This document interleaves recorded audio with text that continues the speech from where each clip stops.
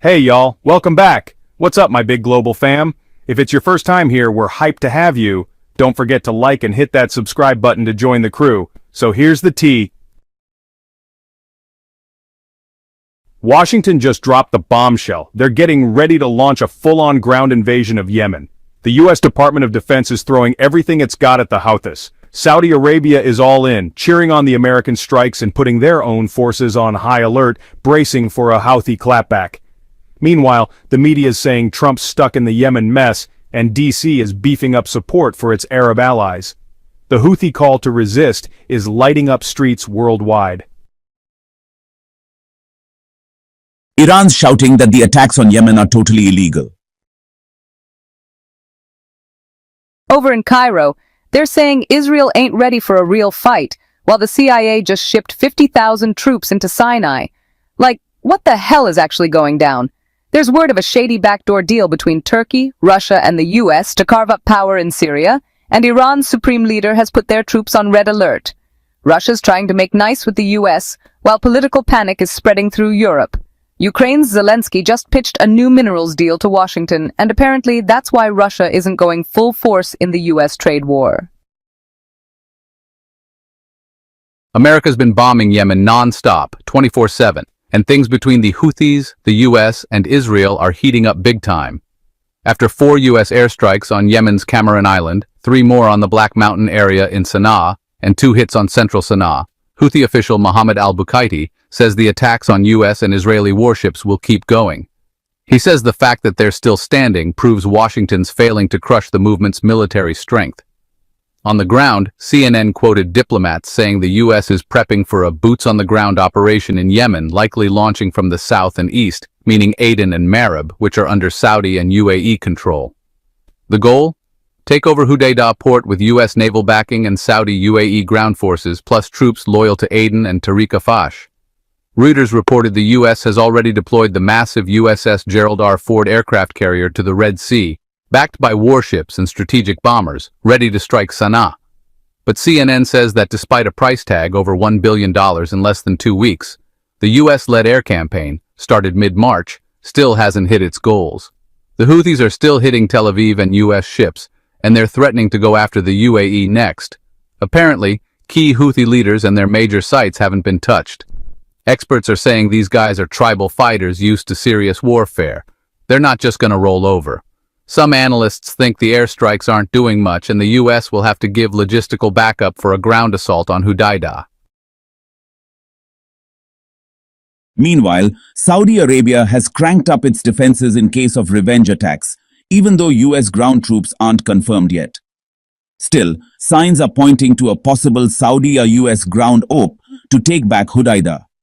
CNN reported that Saudis sweating over potential Houthi drone and missile strikes on key targets inside the kingdom. That's why the US recently rushed over missile defense systems like Patriot MAM-104s to boost Saudi defense. Back in the States, US. Media is all over the chaos in the Red Sea. As this US-Yemen showdown hits its 4th week with no big wins, the national interest says the Trump administration's stuck deep in the Yemen quicksand. White House sources are even debating pulling the USS Truman from the Red Sea to avoid it getting sunk. A move that would be a huge L for the US Navy and could open the door for China to pull something similar in Taiwan, shaking US power in the Indo-Pacific. Meanwhile, the US is rushing to ramp up air defenses across the Middle East, reacting to the growing Houthi threats against Gulf allies.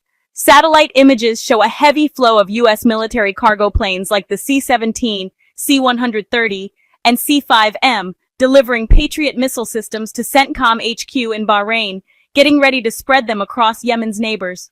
All this is coming after a warning from Houthi leader Abdul Malik al-Houthi, telling Gulf countries to back off from the American aggression or else.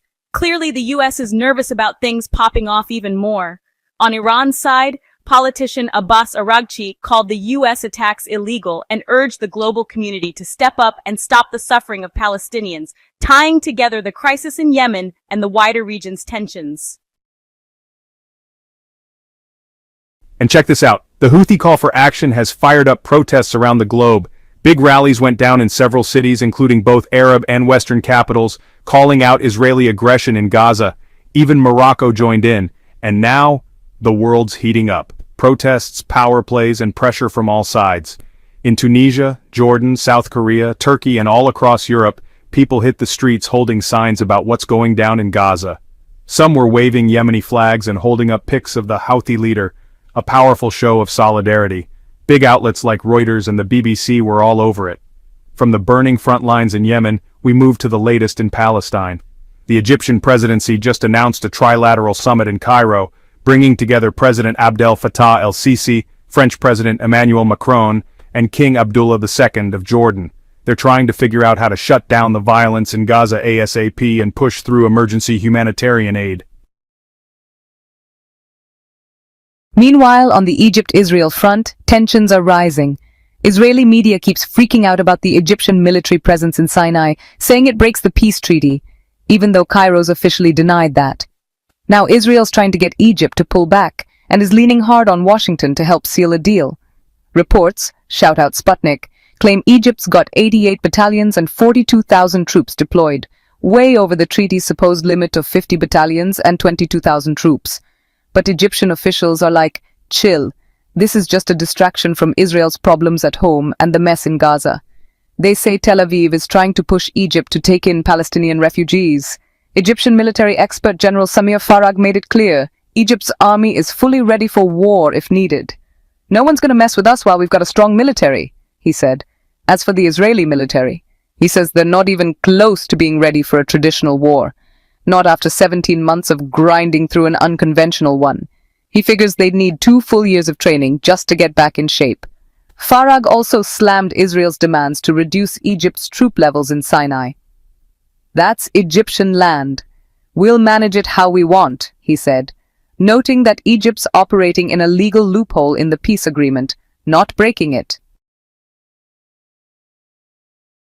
From Cairo we head to Syria, where things are also heating up. According to Bloomberg, Israeli Prime Minister Netanyahu is set to meet with Donald Trump in D.C. today, and top of the agenda is Turkey's role in Syria. Israeli sources say Tel Aviv pitched a wild plan to carve Syria up into temporary zones of control. The US runs the east, Russia holds the coast, Turkey takes the north, and Israel watches over the south. The rest managed by a temporary system until Syria gets a real elected government. Over in the New York Times, they reported that the Organization for the Prohibition of Chemical Weapons found over 100 sites in Syria that might still be holding chemical weapons. Yeah, that's still a thing. Onto the US-Iran beef. Iran's top military chief, General Mohammad Bagheri, responded to Trump's message, saying Iran's still all about peace and regional stability, and their nuclear tech is strictly for peaceful use, not bombs. He also made it clear, Iran's not down to talk directly with the US, but indirect talks? Maybe.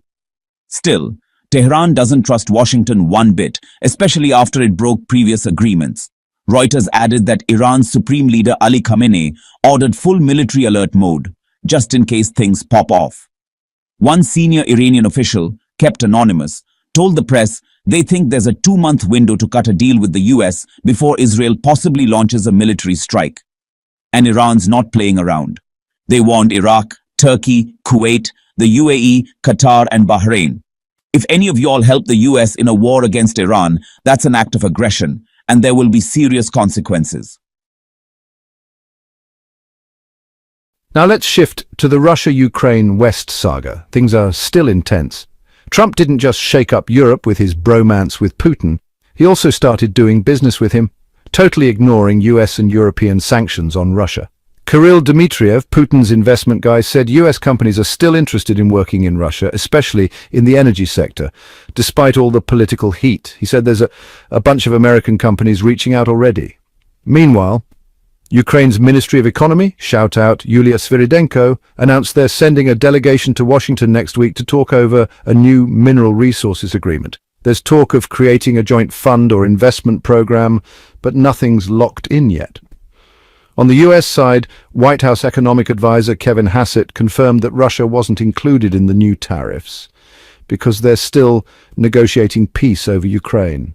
Trump reportedly wants to keep business out of the convo so he doesn't mess up efforts to save lives. Thanks a ton for watching the video. Drop a comment, hit that like button, and don't forget to subscribe and turn on notifications. At X News, we're here to give you real, balanced, and unfiltered news. See you in the next one. Take care.